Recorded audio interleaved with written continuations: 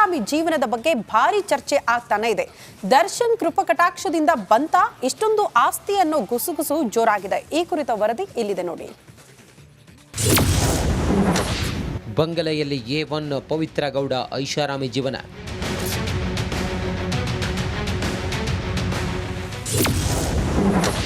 ಕೋಟಿ ಕೋಟಿ ಬೆಲೆ ಬಾಳುವ ಕಾರುಗಳಲ್ಲಿ ರೌಂಡ್ಸ್.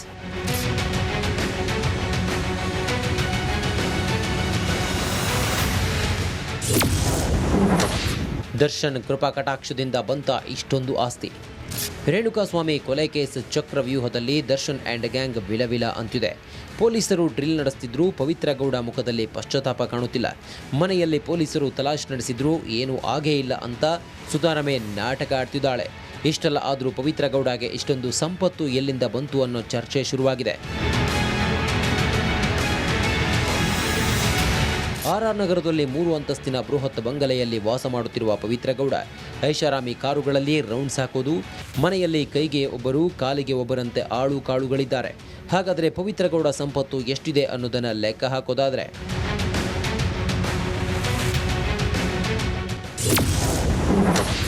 ದರ್ಶನ್ ಕೃಪಾ ಕಟಾಕ್ಷ.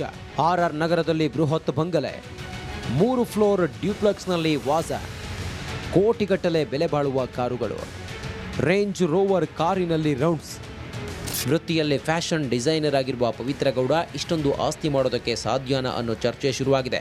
ಕೊಲೆ ಕೇಸ್ ಬಳಿಕ ಆಸ್ತಿ ವಿವಾದ ಜೋರಾಗಿದೆ. ಸಾಕಷ್ಟು ಬೆಳವಣಿಗೆಗಳಾಗ್ತಾ ಇರೋದನ್ನ ಗಮನಿಸ್ತಾ ಇದ್ವಿ. ಈ ತಗಡು ಗ್ಯಾಂಗ್ ಕುರಿತಂತೆ ಈ ಕೊಲೆ ಪ್ರಕರಣದಲ್ಲಿ ಅವ್ರು ಮಾಡಿರುವಂತಹ ಪ್ಲಾನ್ ಅದು ಎಕ್ಸಿಕ್ಯೂಟ್ ಆದ ಮೇಲೆ ಯಾವ ರೀತಿ ಅದನ್ನ ಮುಚ್ಚಾಕುವಂತ ಪ್ರಯತ್ನಗಳಾಯ್ತು, ಆ ಕುರಿತು ಒಂದು ರಿಪೋರ್ಟ್ ಇದೆ, ಬನ್ನಿ ನೋಡ್ಕೊಂಡು ಬರೋಣ.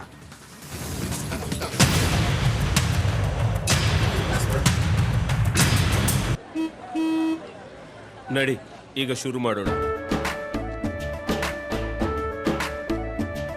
ಕೇಸರಿಯಿಂದ ಮನೋಲ್ಲಾಸ ಮನಸ್ಸು ಮತ್ತೇರಿ ಕುಣಿದಾಡಿದೆ ನೋಡು, ಮನಸ್ಸು ಮತ್ತೇರಿ ಕುಣಿದಾಡಿದೆ ನೋಡು.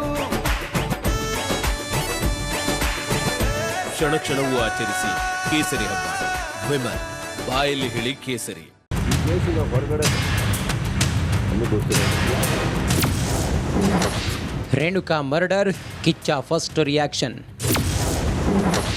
ಡಿ ಗ್ಯಾಂಗ್ ಕ್ರೌರ್ಯಕ್ಕೆ ಕಿಚ್ಚನ ಕೆಚ್ಚೆದೆಯ ಮಾತು. ಡಿ ಗ್ಯಾಂಗ್ ರೇಣುಕಾಸ್ವಾಮಿಯ ನೆತ್ತರು ಹರಿಸಿದೆ. ನಟನ ಅಟ್ಟಹಾಸಕ್ಕೆ ಬಡ ಕುಟುಂಬ ಬೀದಿಗೆ ಬಿದ್ದಿದೆ. ಇಷ್ಟಾದರೂ ರೌಡಿ ದರ್ಶನ್ ಗ್ಯಾಂಗ್ ಬಗ್ಗೆ ಈವರೆಗೆ ಫಿಲ್ಮ್ ಚೇಂಬರ್ ಬಿಟ್ಟರೆ ಯಾರೂ ಉಸಿರು ಎತ್ತಿರಲಿಲ್ಲ. ಆದರೆ ಕೊನೆಗೂ ಸ್ಯಾಂಡಲ್ವುಡ್ ಸ್ಟಾರ್ಸ್ ಮೌನ ಮುರಿದಿದ್ದಾರೆ. ದಾಸನ ಒಂದಾನೊಂದು ಕಾಲದ ಗೆಳೆಯ ಡಿ ಗ್ಯಾಂಗ್ ಕೃತ್ಯವನ್ನ ಖಂಡಿಸಿದ್ದಾರೆ.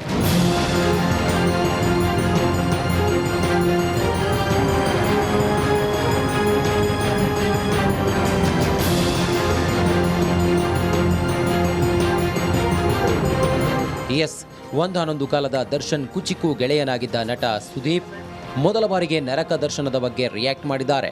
ಡಿ ಗ್ಯಾಂಗ್ ಕೃತ್ಯವನ್ನ ಬಿಲ್ಕುಲ್ ಖಂಡಿಸಿದ್ದಾರೆ. ರೇಣುಕಾಸ್ವಾಮಿ ಸಾವಿಗೆ ನ್ಯಾಯಕ್ಕಾಗಿ ಧ್ವನಿ ಎತ್ತಿದ್ದಾರೆ. ನಮ್ಗೆಲ್ಲರ ಆಸೆ ಆದಷ್ಟು ಬೇಗ ಇದಕ್ಕೊಂದು ನ್ಯಾಯ ಸಿಗಲಿ ತಿರುಗ್ತೀವಿ. ನಿಮ್ಮಷ್ಟೇ ಖುಷಿ ನಾವು ಪಡ್ತೀವಿ. ಅಕಸ್ಮಾತ್ ಆರೋಪಿ ಯಾರು ಅಂತ ಹೇಳೋದಕ್ಕೆ ಜಡ್ಜ್ ಅಂತ ಒಬ್ರು ಕೂತ್ಕೋತಾರೆ, ಅದಕ್ಕೆ ನಾವು ತಲೆ ಬಾಗಬೇಕಾಗುತ್ತೆ. ಕರೆಕ್ಟ್. ಇಲ್ಲಿ ಕೂತ್ಕೊಂಡು ನಾವು ಜಡ್ಜ್ ಮಾಡೋದ್ರಲ್ಲಿ ನಮ್ಮ ಮೆಚ್ಯೂರಿಟಿ ಏನಿದೆ, ದಟ್ಸ್ ಆಲ್ ಐಮ್ ಸೇಯಿಂಗ್. ಇಲ್ಲಿ ನನಗೆ ಗೊತ್ತಿರೋದು, ನಾನು ಕಣ್ಮುಂದೆ ಬರೋದೇ ಆ ಫ್ಯಾಮಿಲಿ ಬರುತ್ತೆ. ಎಲ್ಲೋ ಒಂದು ಕಡೆ ನಮಗೆ ಗೊತ್ತಿರೋದು ಅದು ಯಾರೇ ಆಗಿರಲಿ, ಅದು 100% ಯಾರು ಇವಾಗ ಇವರೇ ಅವರೇ ಅಂತ ಹೇಳೋದಕ್ಕೆ ನೀವ್ಯಾರು ನಾವ್ಯಾರು ಸರ್.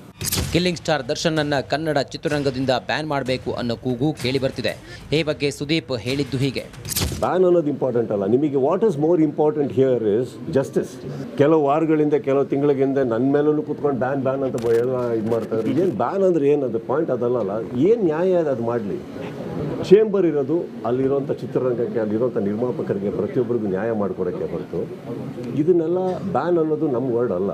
ಬಟ್ ನನ್ನ ಕಾನ್ಸಂಟ್ರೇಷನ್ ಆಗಲಿ, ಪ್ರತಿಯೊಬ್ಬರದ್ದು ಇಚ್ಛೆ, ಚೇಂಬರ್ನಲ್ಲಿರುವಂಥ ಹಿರಿಯರ ಇಚ್ಛೆನೂ ಬಂದ್ಬಿಟ್ಟು ಇದಕ್ಕೆ ಬ್ಯಾನ್ ಅನ್ನೋ ವರ್ಡ್ ಅಲ್ಲ, ಇದಿರೋದು ನ್ಯಾಯ. ಏನೇ ಆಗಲಿ, ಬೀಭತ್ಸವಾಗಿ ಕೊಲೆಗೈದ ಡಿ ಗ್ಯಾಂಗ್ ವಿರುದ್ಧ ಎಲ್ಲರೂ ಧ್ವನಿ ಎತ್ತಬೇಕಿದೆ. ಕೇವಲ ಸುದೀಪ್ ಮಾತ್ರ ಅಲ್ಲ, ಚಿತ್ರರಂಗದ ಎಲ್ಲರೂ ರೇಣುಕಾಸ್ವಾಮಿ ಸಾವಿಗೆ ನ್ಯಾಯ ಕೊಡಿಸಲು ಒಟ್ಟಾಗಬೇಕಿದೆ. Bureau report, Republic Kannada.